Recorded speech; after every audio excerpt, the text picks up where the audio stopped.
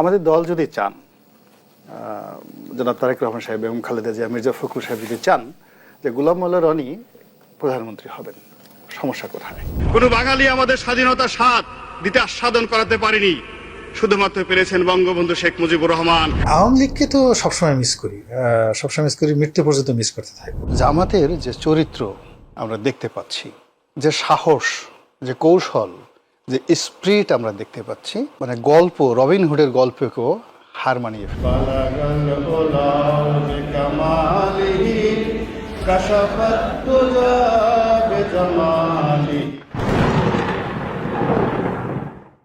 প্রিয় দর্শক, একটু মিলাদ টিলাদ দিয়া পাক পবিত্র হয়ে নিলাম, কারণ আজকের পুরো ভিডিওতে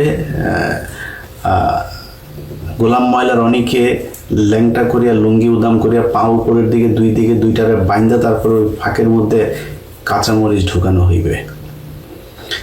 ও কালকে ওর ফেসবুকে যা করেছে, এটা ওর মতো ও তো চোর তো সংসদে ঢুকছিল, ওই সংসদ সদস্য বহু পরের কথা।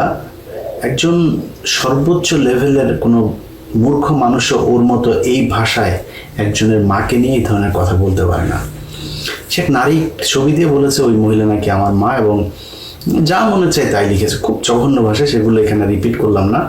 খুঁজে দেখলাম সেই মহিলা হচ্ছে কি আপনার পাকিস্তানি এক মডেল, ব্রিটিশ পাকিস্তানি মডেল। সে তো সমস্যা নেই, সে আমার মায়ের ছবিও যদি সে পাইতো দিত, সমস্যা নেই। দিয়া যদি তার আমার মাকে নিয়ে তার যদি কোনো অবজারভেশন থাকে, খারাপ কিছু থাকে, তাহলে করতো। তো এদের ভেতরে একটা আছে। আগের অনুষ্ঠানে যখন আমি করার পরে সে বলল যে আমি তার নাম বিকৃত করেছি, এই জন্য সে কোনো প্রশ্নের জবাব দেয়নি। তার সে যে সারা জীবন যে চুরি বাটপারি যা যা করেছে, এলাকার লোকজন তার বিরুদ্ধে যা অভিযোগ করেছে, কোনো কিছু জবাব না দিয়ে সে বলল যে তার নানা না দাদা, সে হলো তার কালামিয়া হয়েছে গিয়ে তার নাম রেখেছে গোলাম মাওলা, আমি সেটাকে গোলাম ময়লা বলেছি, নাম বিকৃত করেছি, খুব অন্যায় করেছে, এই জন্য আল্লাহর কাছে সে বিচার দিয়েছিল। মনে আছে নিশ্চয়ই আপনাদের। তো আমি তো তোর নাম বিকৃত করিনি রনি, আমি তোর নাম পাল্টে দিয়েছি। তুই গোলাম মাওলা না, মাওলার গোলাম তুই হইতে পারিস না, তুই ময়লার গোলাম, শয়তানের, বদমাইশের, হাসিনার গোলাম। এই যে এখন আবার দেখছিস না, তোরে একবার তুই জামাতে, একবার বিএনপিতে, একবার আওয়ামী লীগে, একবার এইটাতে ওইটাতে গিয়া শেষে আবার আওয়ামী লীগে ফিরে আসছিস। এখন কেউ তোরে লাগায় না, এখন তুই আওয়ামী লীগে এসে আবার ফের মন মারা দিচ্ছিস। যাই হোক, এখন এই লোক হঠাৎ করে এইরকম একটা পোস্ট করলো। তো আমি আপনাদেরকে বলেছি যে সে আমাকে নিয়ে যা বলেছে, আমি ব্যক্তিগত কোনো নিতে আমার একদম সমস্যা না। আমি ব্যক্তিগত নেওয়ার জন্য রেডি, এবং আমি কিছু কিছু মানুষের ব্যক্তিগত উলঙ্গ করার জন্য রেডি। সেগুলো কারা ধরেন যাদের ভারত কানেকশন থাকবে, আওয়ামী লীগ কানেকশন, ওদের ক্ষেত্রে আমার এথিক্স কিচ্ছু কাজ করবে না। যেখানে পাবো না, আমার বিএনপির স্থায়ী কমিটির অন্তত 4-5 জনের জিনিস আছে, ছাড়ি না কেন বল দেব। সব শেষ। নোয়াখালীর এক বিএনপি নেতার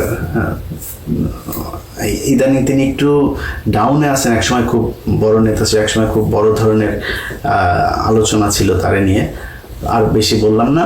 তার একটা জিনিস এসছে আমার কাছে। তো এরকম অনেকের আছে, কিছু বলি না, বাট ফখরুলের পাইলে কিন্তু দিয়ে দেবো, সালাউদ্দিন পাইলে দিয়ে দেবো। কেন জানেন? কারণ এগুলি হলো ইন্ডিয়ান চর। সো আমার ইন্ডিয়া আওয়ামী লীগের কানেকশন থাকলে অন্যদের ব্যাপারই না, অনেকের আছে, এগুলো আমি দেই না। এগুলো দেওয়ার এখন বয়স হয়েছে, দেখছি না মাথার চুলমুল সব কিছু, কিন্তু মানে আমার কিন্তু 90% চুল পাকা। এতদিন মেহেন্দি টেন্দি দিয়া তারপরে একটু কালা টালা করে রাখতাম, কালো রং করা তো আবার হারাম। তো এখন ওই রং করি না, পুরো সাদা করে ফেলছে। এখন বয়স হচ্ছে, একটু তো ঠান্ডা হওয়া দরকার, তো হিসাব করে করতে। বাট আওয়ামী লীগের ক্ষেত্রে একদম জীবনের আল্লাহ যদি বাঁচায় রাখে, 80 বছর বয়স যদি আল্লাহ বাঁচায় রাখে, একদম চুলদারি গোপ সব পাকা, চামড়া টামড়া টান পড়ে গেল, আওয়ামী লীগ আর ইন্ডিয়া কানেকশন আছে কারো, ওর নুনু পাইলে আপনাদেরকে দেখাই দেবো। আপনারা যাই মনে করেন, আমার কিছু করার নাই, কিন্তু অনেকের ক্ষেত্রে করে রাখি। তো আজকে যারা নিয়ে আলাপ করতে এসে তার ব্যাপারটা আগে বলি, তার আগে একটু পরীক্ষা করে নিই ওর জিনিসে, মেশিনে শক্তি আছে কিনা, এটা ওর মুখ থেকে শুনে আসি আগে। চলেন। হ্যালো, আসসালামু আলাইকুম। ইসলাম। তোমার শরীর কি বেশি খারাপ? জি, কি হয়েছে? এটা ক্লান্তি আর কিছু না। কালকে রাত ঘুমাতে পারিনি, সারা রাত অফিসে আসছি, আসার পরে কাজ করে মধ্যে কারেন্ট চলে গেল, শুয়েছিলাম, এই উঠলাম, এই মাত্র নামাজে দাঁড়াবো আর কি। আচ্ছা, রোজা কি আছো? রোজা আছি। আমরাও রোজা আছি। তোমার সাথে একটু দেখা করতে চেয়েছিলাম। এটা এটা আমার মেন্টাল, আমি আগে বলছি বারবার, এটা আমার জন্য মানসিক একটা অসন্তোষ তৈরি করে। এটা এই জিনিসটা মানে তোমরা হয়তো যে জিনিসটা যেভাবে ভাবছো বা ই করতেছো, আমার একটু ভাবতে হবে। তোমরা ফোন করলে বা তোমরা কথা বলে, তোমাদের সাথে দেখা সাক্ষাৎ করলে, এটা আমাকে আরো অসুস্থ বানাই ফেলে। আমার পুরো এই যে আসছো, কোনো কথা নাই, বার্তা নাই, সারপ্রাইজ, পুরো ঈদটা হারাম হয়ে গেছে, ঈদটা হারাম হয়ে গেছে। আবার এই যে তোমরা ঢাকাতে কেন আসছো, কি জন্য আসছো, আই ডোন্ট নো, আমি কিছু জানি না। আসার পর আবার এখন তোমাদের সাথে দেখা করতে হবে, এই জিনিসগুলো আমার উপর চাপ পড়ে, প্রচন্ড চাপ পড়ে। এই বিষয়গুলো তো বুঝতে হবে যে আমি একটা সিস্টেমেটিক মানুষ, সিস্টেমের বাইরে আমি যাইতে পারি না। না, তুমি কালকে বলেছিলা দেখা করবা, সেই জন্য ফোন করেছিলাম। ঠিক আছে, কালকে বলেছিলাম, কালকে ওকে ছিলাম সবকিছু, কিন্তু আজকে তো ই করতে পারতেছি না। ঠিক আছে, আর তোমরা ঢাকাতে কথা নেই, ঢাকাতে আসছে কেন? জেসিকা কোথায়? জেসিকা আসছে না চিটংয়ে? না, জেসিকাও আসছে, আমরা সবাই আসছি। আচ্ছা, কি জন্য আসছো তোমরা ঢাকাতে? আসলে তুমি তো জানো সবকিছু, আমার আসলে পিঠ দেওয়ালে ঠেকে গেছে, বুঝছো। এখন এখন কি করব বলো না। তোমার এখানে ভেবেছিলাম যে তুমি আমাদের জন্য একটা কিছু করবা। না না, আমার জন্য এটা কিছুই করা সম্ভব না, লাভ হচ্ছে না, বরং আরো হিতে বিপরীত হয়ে যাচ্ছে, মন বিষাই যাচ্ছে, রাগ হয়ে যাচ্ছে, ক্রোধ হয়ে যাচ্ছে। অন্তত পক্ষে দুপুর বেলাটা যদি তুমি আমাদের সাথে একটু খাও, প্রতিদিন একটু দেখা করো, একটু তোমার টাচে থাকি, গার্ডিয়ান না তুমি আমাদের। না না, এটা হবে না, এটা সম্ভব না। এটা আমি নিজের সাথে যুদ্ধ করতেছি বা সবকিছু করতেছি, যদি কখনো আই উইল কল ইউ, এটার সম্ভাবনা, আমি ওই জিনিসটা আমার হয়ে গেছে, আমার জীবনের একটা ম্যাপ আছে। আচ্ছা, তুমি আমাকে যখন যেটা বলেছো একটু মনে করে দেখো তো, আমি তোমার প্রত্যেকটা কথা শুনেছি। তুমি যখন আমাকে বলেছো যে চিটং চলে যাও, আমি চলে গেছি। না না, চলে যাও নাই, এটা কোন বলো? যখন বলেছো ফোন দিও না, ফোন দিই নাই, টেক্সট দিও না, টেক্সট দিই নাই, স্টিল নাও আমি তোমার ওয়াইফ। আমি কি আমার হাজবেন্ডের থেকে এইটুকু আশা করতে পারি না যে সে আমার সাথে একটু যোগাযোগ করবে? আচ্ছা দেখো, জেসিকার কথা মতো আমি তালাকটা উইথড্র করছি শুধুমাত্র তোমার সামাজিক, তোমার নিজের প্রয়োজনে, কিন্তু তুমি এই সম্পর্কে ক্লেম যদি করো, আমি এক সেকেন্ড তোমার সাথে এখন লাইনটা কেটে দেবো। আমি ক্লেম করছি না। বলছি যে নো, ক্লেম না, তুমি বারবার বলতেছো আমি অমুক, আমি অমুক, আমি অমুক। এই জিনিসটা তো অনেক আগে শেষ হয়ে গেছে। আমি তোমাকে একটা দয়া করতেছি, সাহায্য করতেছি টাকা দিয়ে, এবং আমার নামটা ব্যবহার করার তোমাকে অ্যালাউ করতেছি, কিন্তু বিনিময়ে তুমি আবার এই জিনিসটা করার পর বা কোনো স্বার্থের কিছু তুমি আরো যে জিনিসগুলো আমার দিকে হাত বাড়াচ্ছ, দিস ইজ ভেরি রং। আচ্ছা, এমনি তুমি একটা সত্যি কথা বলো তো, জীবনে কি কখনো আমাকে ভালোবাসো নাই? না না না, কখনোই না, কখনোই না, কখনোই না। তাইলে যে কথাগুলো বলেছিলা, এগুলো কি এমনি বলেছিলা? এমনি বলেছিলাম, এমনি বলেছিলাম। হ্যাঁ, এটা আবেগে, এটা আবেগের কথা। তাইলে আমি যে একটা সংসার, তোমার কথাতেই ওকে ছেড়েছি, আবার তোমাকে বিয়ে করেছি। আমার কথাতে তুমি কোনো কিছু ছাড়ো নাই, তুমি তোমার আমার কথাতে তুমি কোনো কিছু ছাড়ো নাই, তুমি তোমার প্রয়োজনীয় করছো, এবং আমাকে যতটুকু ব্যবহার করার ততটুকু তুমি ব্যবহার করছো। তোমার কাছে এটা মনে হয় আমি তোমাকে তাই সেটাই মনে হয়। এবং তুমি আবার আমি তোমার সাথে সরল ভাবে যে আমি অন্তর থেকে চেষ্টা করছি তোমাকে সর্বোচ্চ সহযোগিতা করার জন্য, সাহায্য করার জন্য, আশ্রয় দেওয়ার জন্য। এবং এটাকে অ্যাভেল করার জন্য যে ধরনের মেন্টাল অনেস্টি দরকার, কর্ম দরকার, সেটা তুমি জানো আর তোমার আল্লাহ জানে। ওই জায়গাতে এমন কোন খুঁত হয়েছে যে ওখান থেকে বরকত আল্লাহ উঠে নিয়ে গেছে। আমি তো সবকিছু জিনিসগুলো, সবকিছুর এগেনস্ট আমি ঘুরে দাঁড়াইছিলাম, আমি সবকিছু ম্যানেজ করে নিয়ে গেছিলাম। আমি ওখান থেকে তুমি রনুকে অরুণাপল্লীতে নিয়ে গেছি। It's not a matter of joke. বাংলাদেশের 1 কোটি মানুষের মধ্যে কেউ এই কাজ করতে পারবে না, কেউ পারবে না, বাট আমি এই কাজটা করেছিলাম। যে জিনিসগুলো সেগুলো গিয়ে ওখানে নেওয়ার পরে আমার একটা ফুল পাওয়ার আছে, পুরা শক্তি আছে। আমি জোর করে তোমাকে এই কাজ করছি, আমি তোমাকে ঘর বানাইছি, কথা শোনো, তুমি আমার সাথেও সংসার করেছো, আপুর সাথেও সংসার করেছো। তোমার কি মনে হয় যে আমি এই কথাগুলো বলবো ওনাকে? বলো, শুধু আমাকে ছাদে নিয়ে গিয়ে বলছে যে না, তোমাকে আমাকে একটা ছাদে কথা যাবে জিজ্ঞেস না। করি। আমি যখন নিচে এসে তোমাকে আমি রুমে টানতে নিয়ে গেলাম, হ্যাঁ। আমি রুমে টানতে নিয়ে গেলাম, হ্যাঁ। রুমে নিয়ে গেলাম, তার আগে তোমাদের মধ্যে যে কথাগুলো হয়েছে, হ্যাঁ। That is very wrong and odd, very wrong and odd.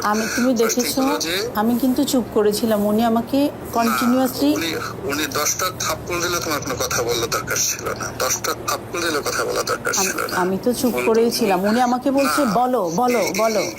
না না না, এই জিনিসগুলো সে যখন বলছে যে আমি তোমাকে বারবার বলছি যে আমার এই টোটাল ফিজিক্যাল ফিটনেসটা চলে গেছে, এইটা একটা বিশেষ অবস্থাতে হয়েছে, এটা তোমার সাথে থাকবে না কদিন পরে। আর তুমি সেই জিনিসটাতে সে যখন বলছে যে তার তো কিছু নাই, তুমি এই জিনিসটা হয়েছে কেন, আমি তাকে বলছি সে অত্যন্ত মেধাবী, খুব চালাক, এমনি দেখে বোঝা যায় না বোকা শোকা, কিন্তু যখন তুমি বন্ধু হিসেবে তাকে পাবা মনে হবে বোকা, কিন্তু যখন প্রতিদ্বন্দ্বী হিসেবে তুমি তার সাথে ফাইট করবা, তুমি এক সেকেন্ড তার সাথে টিকতে পারবা না। এই কথাগুলো তোমাকে বলছি, বলার পরে ছেলে মেয়েদের সাথে কথা বলে সব জেনে গেছে। তোমার সাথে কথা বলার সাথে সাথেই সে বলছে যে তার কোনো পাওয়ার নাই। হ্যাঁ, পাওয়ার নাই, সে বলছে পাওয়ার নাই মানে ফুল পাওয়ার আছে। না কসম, আমি এভাবে বলি নাই। আমাকে বলছে তোমাকে একটা কথা জিজ্ঞেস করি, তোমার ওর তো কিছু নাই না। আমি বলি কি ওর কিছু নাই মানে, বলে কি তোমাদের মধ্যে? আমি বলি কি না আছে তো, এটাই বললাম। খুব ভালো বুঝছো, বলছে আমি সব তো জিনিসগুলো। শোনো, আমি না, না, ওনা তুমি আমাকে, তো- আমি তো না, মিথ্যা না, কথা বললি না, এটা তো তুমি জানো, তাই না? আচ্ছা, এই রসায়নটা আপনাদেরকে একটু বুঝাই দিই, আমি না বুঝাইলে আর বুঝবেন না, অনেক কঠিন রসায়ন।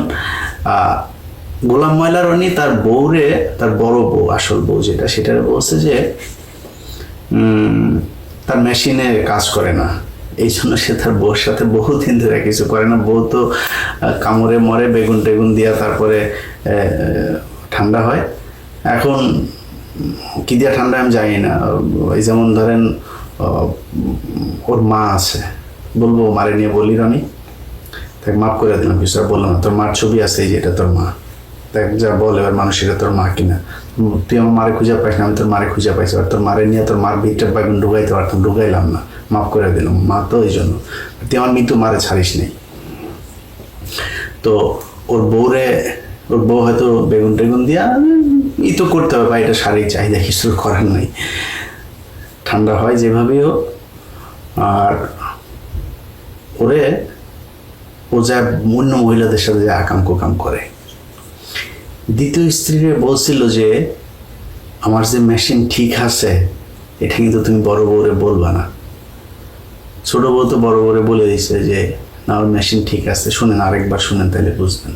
তোমার সাথে কথা বলার সাথে সাথেই সে বলছে যে তার কোনো পাওয়ার নাই। হ্যাঁ, পাওয়ার নাই, সে বলছে পাওয়ার নাই মানে ফুল পাওয়ার আছে। না কসম, আমি এভাবে বলি নাই। আমাকে বলছে তোমাকে একটা কথা জিজ্ঞেস করি, তোমার ওর তো কিছু নাই না। আমি বলি কি ওর কিছু নাই মানে, বলে কি তোমাদের মধ্যে? আমি বলি কি না আছে তো, এটাই বললাম। আচ্ছা, এবার মূল আলোচনায় আসি। আরও জিনিস আছে, ওগুলি আপনারা জানবেন। ও যেমন প্রমাণ ছাড়া এই করছে, আমি তো প্রমাণ ছাড়াবো না। আমরা কালকে বলছি যে তোর ঘরে ঢুকে তোর মারে, তোর মেয়েরে, তোর বউরে তারপরে ই করে আসবো। তো ঢুকছিলাম, তোর মার কাছেও ঢুকছিলাম, তোর বউর কাছেও, তোর মেয়ের কাছেও, তিনজে ঢুকছিলাম, এগুলি আনছি। তুই যা, তুই আমার নিয়ে বার কর, তোরে চ্যালেঞ্জ করলাম রনি, তোকে চ্যালেঞ্জ করলাম, যা এই পৃথিবীর সব সুন্দরী মেয়ে মানুষের একসাথ করে আয় না, তারপরে ইলিয়াসের পিছনে লাগা। এই পৃথিবীর সব টাকা পয়সা স্বর্ণ যা যা আছে সবাই না ইলিয়াস এই করছে, ভাই আপনারা এত টাকা ঘুষ দিলাম, আমার একটা চাকরি নেওয়াই দেন, ভাই এত টাকা ঘুষ দিলাম, আমার বাঁচা দেন। আমার টাকা দেওয়া বাঁচবেও না, আমার টাকা দেওয়া আমি তোর মারবো না, এটা মনে রাখিস। আমি যদি তোরে ধরি, টাকা দিয়ে বাঁচবো না। অনেক মানুষজনের কাছে শুনি, আমার নাম করে বিভিন্ন মানুষের কাছ থেকে টাকা পয়সা, ভাই দইরা পুলিশে দেওয়া, তারপরে আমার খবর দিবেন। আমার ভয় দেখাইলে আপনি টাকা দিয়ে দিলে তাহলে আমার লাভ হইলো কি? টাকা বেশি হয়ে গেলে বাংলা এডিশন অফিসে যায় দিয়ে আসেন, আমরা ডোনেশন নিয়ে ওইখানে যায় দিয়ে আসেন। যাই হোক, কিনতে পারবি না তুই, আমার না সারাদিন চেষ্টা কর। দেখেন, ও কালকের পোস্টে, ওরা সুশীল, এই সুশীলদের একটা ইয়ে আছে, ব্যক্তি আক্রমণ করা যাবে না। আরে বাবার, এই ব্যক্তি আক্রমণ করা যাবে না। গোলাম ময়লা রনি, তুই এই যে জামাতের লোকগুলোরে একদম জাস্ট মেরে ফেললো কোনো কারণ ছাড়া। তারা নাকি পাকিস্তানের মিলিটারির কাছে যায় আওয়ামী লীগের লোকজনের মাদেরকে আর বউদের মেয়েদেরকে নিয়ে প্রোটেকশন ছাড়া প্রোডাকশন দিয়েছে, তারপরে এখন আওয়ামী লীগ যুবলীগ বের হয়েছে এগুলি। তো তোরা যেগুলি বলিস, তোরা যে পাকিস্তানি বীজ এটা যে দাবি করিস, তো এটা সত্যি কথা। মতিউর রহমান নিজামী তোদের মাদেরকে নিয়ে পাকিস্তানিদের সাথে লাগিয়েছে, এটা সত্যি কথা? এটা ব্যক্তি আক্রমণ না? আমারে নিয়ে তুই যে এই কাজগুলি করলি, মনে কর সত্যি সব, এটা ব্যক্তি আক্রমণ না? তবে বলি তোর নাম গোলাম ময়লা রনি রেখেছি আমি, তোর নাম হচ্ছে গোলাম মাওলা রনি, তোর কালামিয়া তোর দাদা তোর নাম রাখছে, আমি তোর নাম বিকৃত করি, তুই আমার নাম বিকৃত করেছিস, আমার ইল্লু না কি যেন লিখে তারপরে করছিস, আমি কেয়ার করি না। এরকম বহুত কিছু সহ্য করা, এটা শর্ট জার্নি না, ইটস এ লং জার্নি। এটা সেই 2018 সাল থেকে সোশ্যাল মিডিয়াতে আছি, আল্লাহর রহমতে টিকে আছে, সম্মান দেয়ার মালিক আল্লাহ, নেয়ার মালিকও আল্লাহ।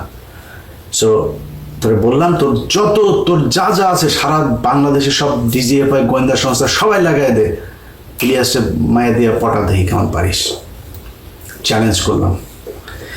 এখন এরা ব্যক্তি আক্রমণ করতে গেলে, এরা কিছু বললে এদের ব্যক্তি আক্রমণ বলে তারপরে কান্দাকাটি শুরু করে, খেলা হবে। তুই আকাম কুকাম করবি মিথ্যা দিয়ে, আমি সত্য দিয়া করব, প্রমাণ সহ। গোলাম ময়লা রনির দ্বিতীয় স্ত্রী, তাকে গোলাম ময়লা রনি বিয়ে করেছে, আমার কোনো সমস্যা নাই। গোলাম ময়লা রনি আরো 10টা বিয়ে করুক, আমার কোনো সমস্যা নাই। সেই মহিলাকে 2009 সাল থেকে তার পেছনে লেগে তারপরে সেই মহিলাকে বিয়ে করেছে, 18 সালে তাকে তার স্বামীকে তালাক দিয়েছে, 22 সালে বিয়ে করিয়েছে। বিয়ে করার পরে সেই মহিলার কাছ থেকে তার সম্পত্তি চেয়েছে, সেই সম্পত্তি তার নামে লিখে দেয় নাই, এই জন্য কয়দিন আগে ডিভোর্স দিয়েছে। পৃথিবীর কোন আইন, কোন সভ্যতা, কোন মানবতা এটাকে অ্যালাউ করবে যে একজন নারীকে আপনি তার সংসার ভেঙে নিয়ে আসলেন, এনে তারপরে তার সম্পত্তির জন্য করলেন? সেই মহিলার ভাই নেই, মা নাই, বাবা নাই, বাবার সম্পত্তি বোনেদের মধ্যে বন্টন হয়েছে, বোনরা থাকে আমেরিকা, সে দেশে থাকে, সম্পত্তি সব সে দেখভাল করে। এই সম্পত্তি বাগিয়ে নেওয়ার জন্য গোলাম ময়লা রনি তার পিছনে লাগলো, বিয়ে করে টাকা পয়সা সম্পত্তি দেয় নাই, মহিলারা ছেড়ে দিল। আপনাদেরকে বলেছে যে আমি ফাও কথা বলবো না, চলেন আমরা ওই নারীর কাছ থেকে শুনে আসি যে গোলাম ময়লা রনি তার সাথে কি কি করেছে, চলেন। হাজব্যান্ড থাকাকালীন মানে রনি কেন আপনাকে বিয়ের প্রপোজ করতো? আমি আপনাকে বলি ইলিয়াস ভাই, ও কখনো আমাকে মানে প্রেম করার জন্য অফার করে, ও জানে আমার হাজব্যান্ড আছে, বুঝছেন? আচ্ছা। এবং হাজব্যান্ড থাকার পরও সে আমাকে দেখেছে, কিন্তু সে আমাকে বিয়ের কথাটা বলতো, বুঝছেন? আমি বলি কি, দেখেন আমার তো হাজব্যান্ড আছে আর আমি তো ভালো আছি, আমি তো আপনাকে বড় ভাই হিসেবে জানি, হ্যাঁ, আপনি যদি বিয়ে করতে হয় অন্য কাউকে করেন, তখন সে চুপ হয়েছে, তার কিছু বলতো না। আবার ধরেন অনেকদিন পর গিয়ে আবার বলছে যে আমি ফ্যামিলিতে আমি অনেক অশান্তিতে আছি, ফারসানা দেখো আমি অনেক অশান্তিতে আছি, তো আমি তো আসলে মানে আমি ইসলামের বাইরে যেতে চাই না, আমি তোমাকে বিয়ে করতে চাই। তো পরে সে আমাকে বললো যে না, আমি এক কাজ করি, হোটেল রেডিসনে রুম বুক করে আমি থাকবো ওখানে, আমি তোমাদের বাসায় গিয়ে সিগনেচারটা করে আবার রেডিসনে এসে রেস্ট নিবো। আবার যেতে যেতে বললো যে না, যেহেতু মানে আমার আম্মা আছে, হ্যাঁ, আম্মার বাচ্চাদের জন্য একটা রুম দিলাম, তারপর আমি একটা রুমে থাকবো, সবাইকে নিয়ে রেডিসনে আসো, ওখানেই বিয়েটা হবে। তো আমি সবাইকে নিয়ে রীতিমতো তার সে যেভাবে সিদ্ধান্ত নিয়েছে ওভাবে একটা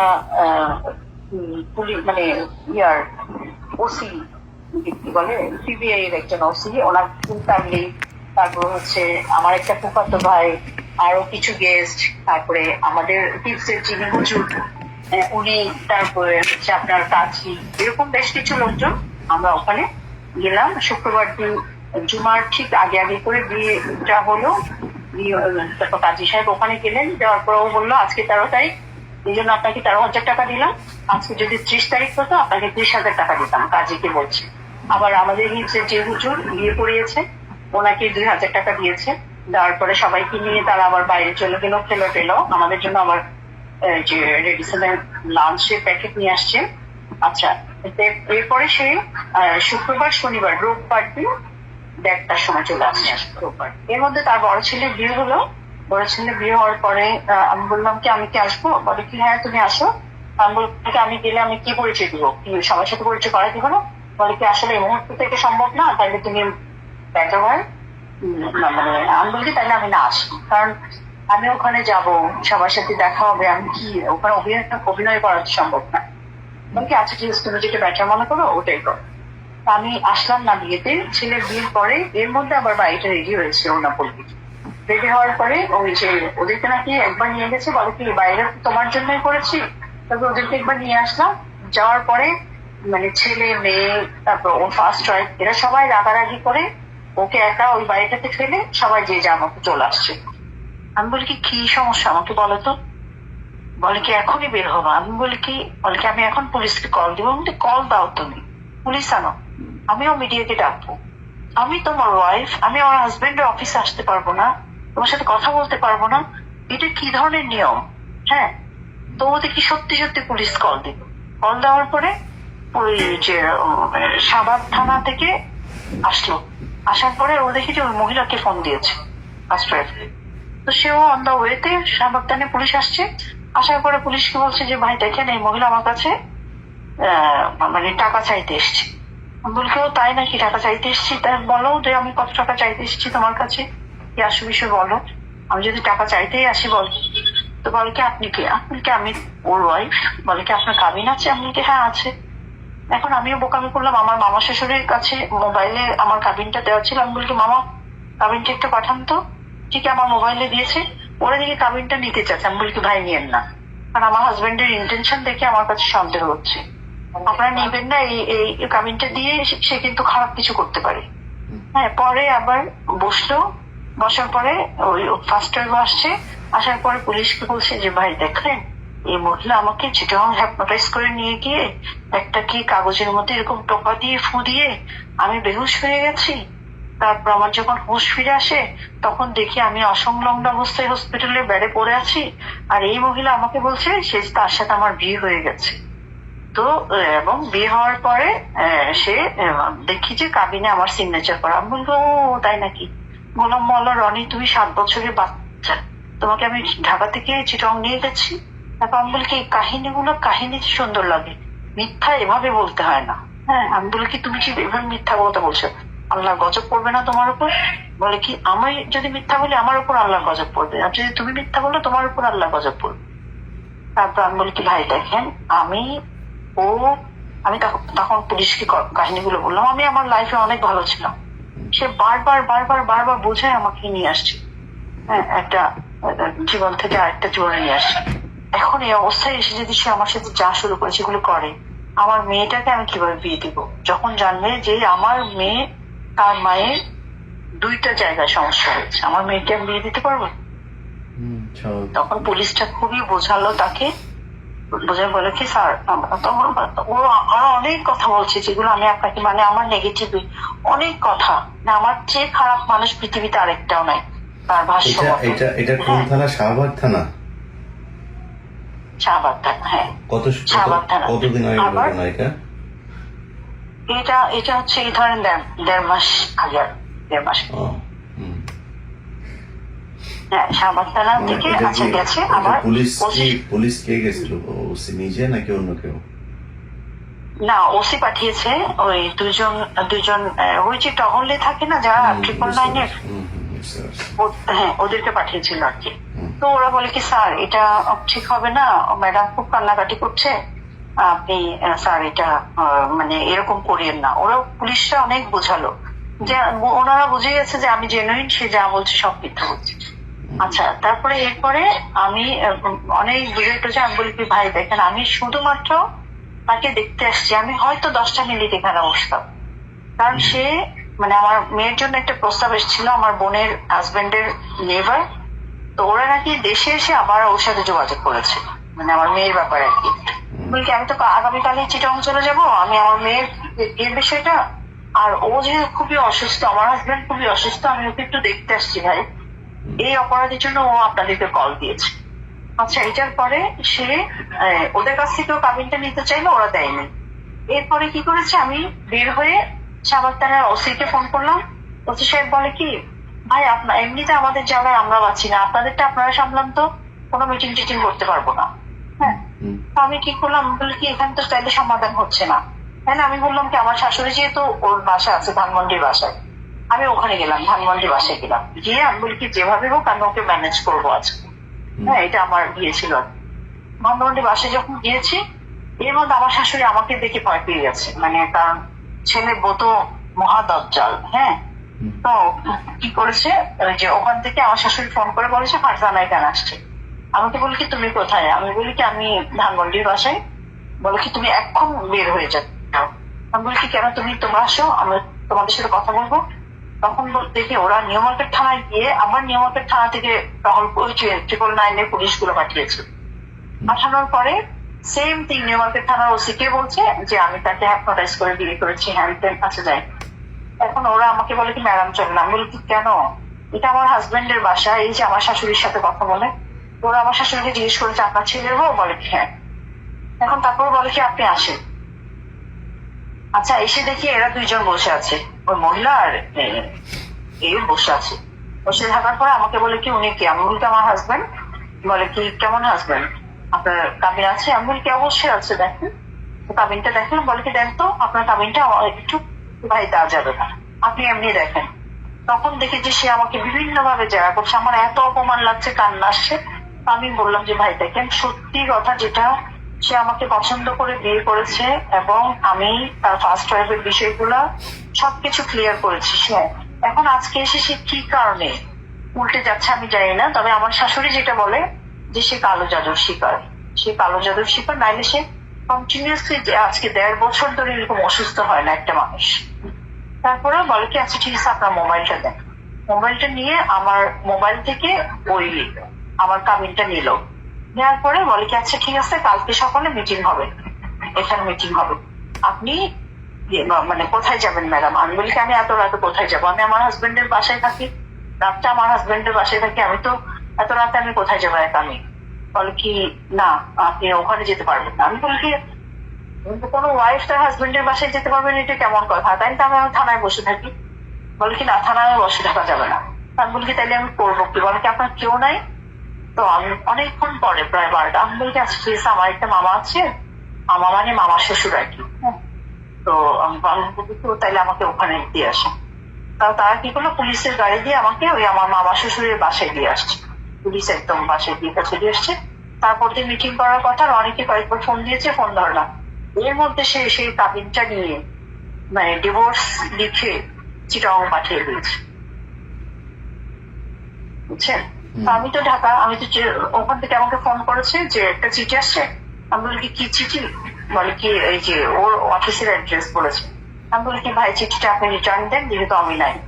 হ্যাঁ, রিটার্ন দেওয়ার পরে দ্বিতীয় দিন আবার মানে যেদিন মিটিং হওয়ার কথা তারপর দিনের পর দিন 4টার সময় মিটিং এর ডেট দিয়েছে সে।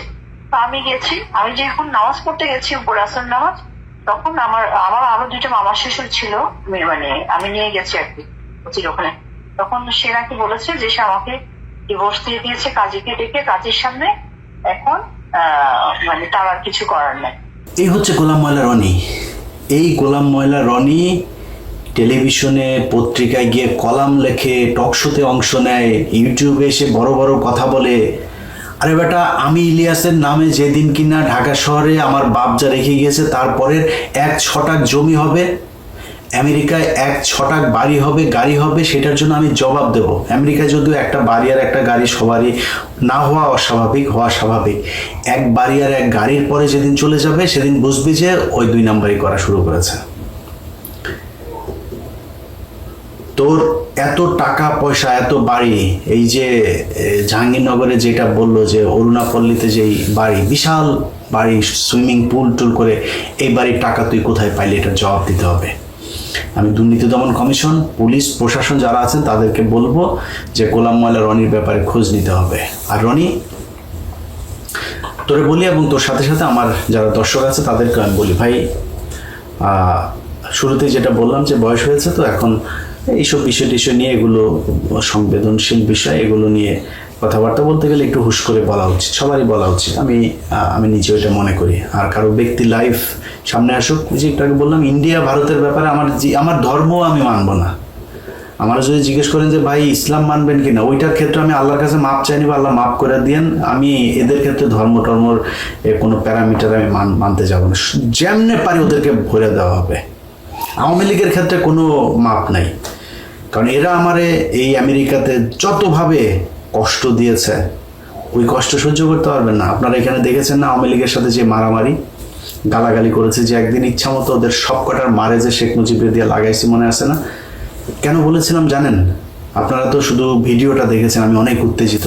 আমি ভাই এত উত্তেজিত না, আমাকে যারা ব্যক্তিগতভাবে চিনে, আমি যথেষ্ট পোলাইট, খুব নরম টাইপের একজন মানুষ। বাট হঠাৎ রাগ হয়ে, কখন রাগে আমি নিজেও জানি না, কেন রেগে গেলাম, হঠাৎ করে রাগ হয়ে যায়। কিছু কিছু জায়গায় আমি সহ্য করতে পারি না। যেদিন ওই গ্যাঞ্জাম, তার 2 দিন পরে আমার মা মারা গিয়েছেন, এবং আমি পাশে দিয়ে হেঁটে আসছিলাম, আমার মাকে তুলে গালি দিয়েছে। যখন গালিটা দিল, আমি ঘুরে দাঁড়াইলাম, দাঁড়ায় দেখি যে তারা অন্যদিকে তাকায় কথা বলছে, আমার দিকে আর তাকায় না। তখন আমি ওদের মারে তুলে, শেখ মুজিবরে তুলে আমি বললাম যে আমার মারে গালি দিছিস, তোদের সব কটার মারে শেখ মুজিবরে দিয়া লাগাই। খুব খারাপ ভাষায়, এখানে বলছি না, খুব খারাপ ভাষায় বলেছিলাম। আর সব কটা এসে আমারে মারতে, আমি তো ধুইছি ভাই, জীবনে গালাগালি যা শুনছি সব দিছি, সব দিছি। কেউ গায়ে হাত দেয় না এখানে, বুঝছেন না?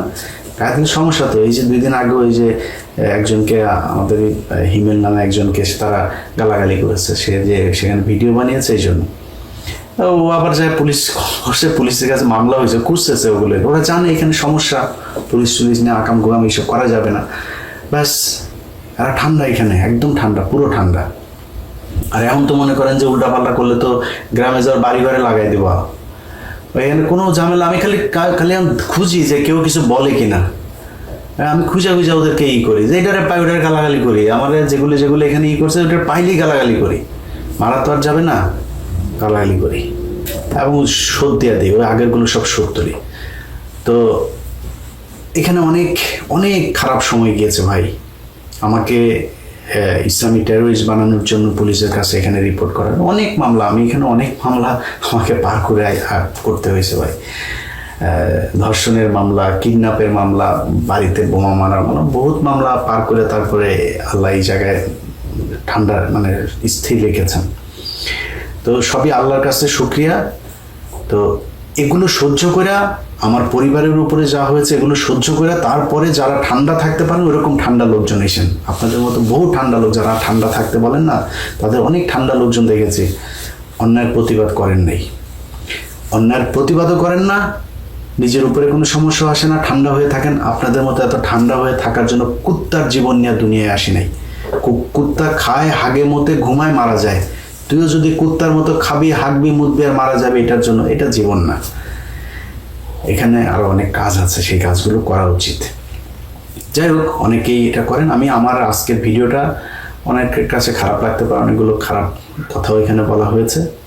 আমি আপনাদের একটু শেষ ব্যাখ্যাটা দিয়ে প্রোগ্রামটা শেষ করব। এই মহিলা আমার কাছে এসেছিল আরো অনেক আগে, তো আমি তখন কিছু বলি নাই। উনি আমার বলছিল যে ভাই, আপনাকে আমি ভাই ডাকলাম, আমার সংসারটা আমি রনির সাথে করতে চাই, আপনি আমাকে একটু হেল্প করবেন। তা বললাম কি করতে হবে বলেন।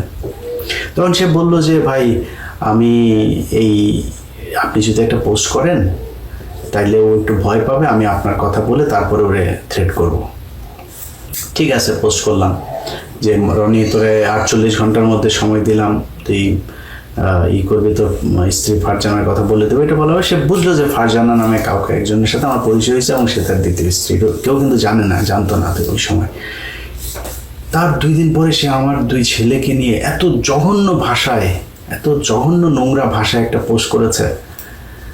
আমার কলিজার টান দিয়ে যদি ছিঁড়া ফেলতি না রনি, তা আমি এত কষ্ট পাইতাম না। আমার ছেলেদের নিয়ে খুব বাজে ভাষায় একটা পোস্ট করছিল। তারপরেও কিন্তু আমি ঠান্ডা হয়েছিলাম। যে মহিলা বলছে যে ভাই, কিচ্ছু বলি নাই। 3-4 দিন আগে সে আবার আসলো, ভাই অনেক চেষ্টা করলাম, সে আমার সাথে থাকবে না, সে আসলে তার সম্পত্তি এগুলি লাগবে, সে আমার সাথে থাকবে না। এখন আমার ভাই, আপনি কিছু একটা করেন। বললাম কি করবো আপা, আমার কাছে যে সুযোগ আছে, আমি তারপরে সংসারে ওরে বলে করতে পারবো, সাথে আমি কথা বলতে পারবো না, আপনি করেন, যদি অনুমতি দেন তাহলে আমি ভিডিও, আপনার বক্তব্য এগুলো আমি চালাইতে পারি। তো বললো না ভাই, আপনি একটা কাজ করেন, পোস্ট করেন। আমার আগের পোস্টটা তো মনে করছে যে আমি করছি, আমি করাইছি আপনাকে দিয়ে, ও যেন মনে করে ওর প্রথম স্ত্রী আপনাকে দিয়ে পোস্ট করেছে, এরকম কিছু একটা লিখে পোস্ট করেন। তখন আমি এই যে 2 দিন আগে একটা পোস্ট করলাম যে ইতি রুনু ওর দ্বিতীয় স্ত্রী, প্রথম স্ত্রী। তো এটা করার পরে আমি মনে করেছিলাম যে হয়তো ও দ্বিতীয় স্ত্রীর সাথে যোগাযোগ করবে বা কিছু একটা, উনি ওই মহিলা যেটা মনে করে সেটাই হয়তো কিছু একটা হবে। অবাক হইলাম, সে আমার মাকে নিয়ে যা মনে চায় তাই পোস্ট করে সে এটা ই করলো। ও বুঝতেই পারেনি আমার কাছে ওর কি কি জিনিস আছে। তো আমি দেখেন আপনাদের কাছে বিচার দিলাম যে আমি আমার ধৈর্যের সর্বশেষ সীমানা পর্যন্ত অপেক্ষা করছি। ও যদি আমার এরকম কোনো কিছু পাইতো, আমি আপনাকে গ্যারান্টি দিলাম, ও না বহু এই জগতে বহু মানুষজন আছে ভাই, আমার নিয়ে পাইলে সে পৃথিবীর সব দিয়ে তারা আটকানো যাবে না, আগেই আপলোড দিয়ে তারপরে অন্য কথা পায় না। সমস্যা হলো এটা, এই জায়গায় আমার আটকাইতে আমার সাথে বিশাল জ্ঞানজাম। কয় না ও সৎ আছে, জাউরা শালা একটা বদমাইশ, কিন্তু সৎ আছে, ওরে কিনা যাবে না, কিন্তু মা ও জাউরা, খুব জাউরা ভাই, আমি খুব খারাপ, আমার কেনা যাবে না, আমার মেয়ে মানুষ দিয়ে ফাঁসানো যাবে না, আমার ঘুষ দিতে পারবে না, আমি দুর্নীতি করি না, আমি সেল হই না, কিন্তু আমি খারাপ। খারাপ কোন দিক দিয়ে বল, কোন দিক দিয়ে খারাপ সেটা বল, এটা বলতে পারে না। তো সেইটা করলো, গালাগালি করে যা মনে হচ্ছে তাই লিখলো। আমি কিন্তু তার এটা আটকে রেখেছি এবং শেষ পর্যন্ত চেষ্টা করেছি যে এটার একটা সঠিক সমাধান হোক। আমি ভিডিও দিয়ে তারপরে কিছু মানুষ খুব মজা পাবে, দেখবে, না করে আমি মহিলাকে করেছি। কিন্তু শেষ পর্যন্ত রনির কারণেই সেটা আর হইল না, আপনাদের সামনে আনতে বাধ্য হইলাম। এই দেশের মানুষের কাছে বিচার দিয়ে গেলাম। এই ধরনের একজন অসভ্য অভদ্র মানুষ, তাকে কোনো রাজনৈতিক দলে নেওয়া তো বহু দূরের কথা। আমি প্রশাসনের কাছে বলবো এবং মোস্ট প্রবাবলি আপনারা জানতে পারবেন তার নামে একটা নারী নির্যাতন মামলা হবে। আমি আমার ব্যক্তিগত কোনো কারণে তার বিরুদ্ধে মামলা টামলাতে যাইতে চান, আমি চাইলে ওরে আমি খাইয়ে দিতে পারি, এখন ধরাই দিতে পারি। আমার মামলাটাই এনাফ ওর জন্য।